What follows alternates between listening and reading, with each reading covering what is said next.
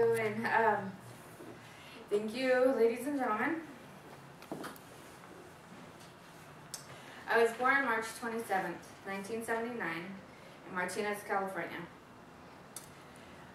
I was born with just my mother and I for the first couple years. My father, my real father, was in and out of institutions my whole life, as well on hard, intense drugs. Within the first couple years, my mother met my stepfather. Not long after, I had a sister. We're about 3.5 years apart and complete opposites. We never really had that bond. We still work on it today, but we tend to bump heads every time we run into each other. Most of my younger age, as an elementary student, I was pretty much a straight-A student. I was always a teacher's pet. My parents, my stepfather and my mother, were into drugs, but they were considered the functioning drug addicts. My mother still was a room mother. My stepfather still worked, held down a job every day.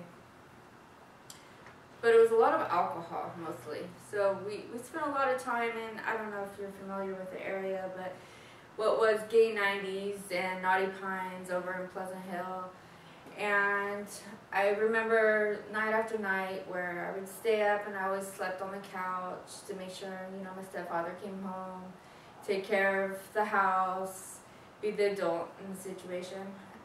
It wasn't long after that my mother decided to get clean, which was fabulous.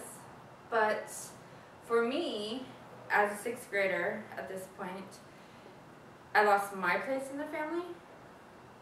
When I look back at it now, wasn't so much the case, but at the time that's how I took it. I went from a straight-A student to pretty much in what they call a learning opportunity program. Just pretty much I just didn't attend.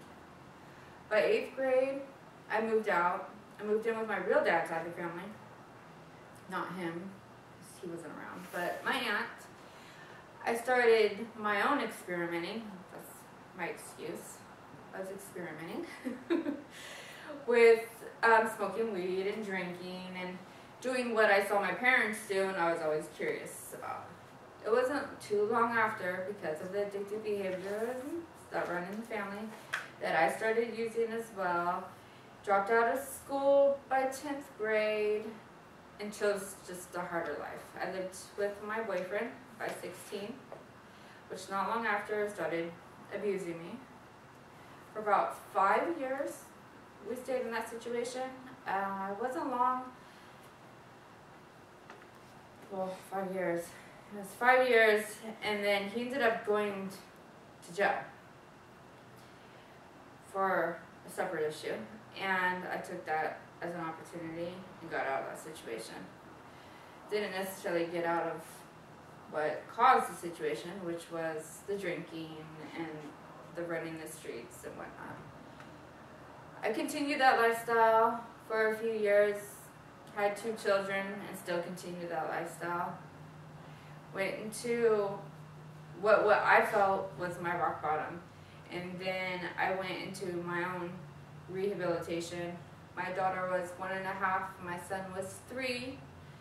They're about 3.5 years apart, 2 different fathers.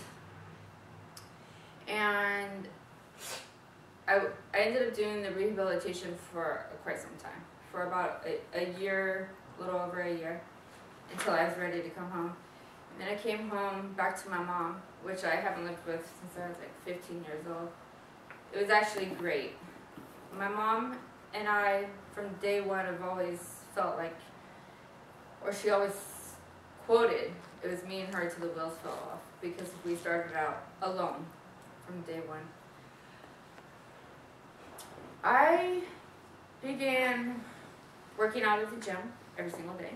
So basically I changed my addictive behaviorisms from drinking and smoking weed to working out in the gym, and then I started Healed to College, which first, before I could do that, I had to take my GED. It was stepping stones, which I couldn't understand, but I did it.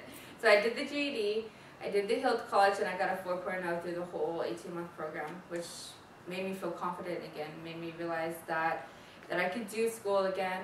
So I continued on to my four-year bachelor degree. Now, as soon as I finished that, I went to my first job at Diablo Country Club as an accounts payable while I completed my CPA tests.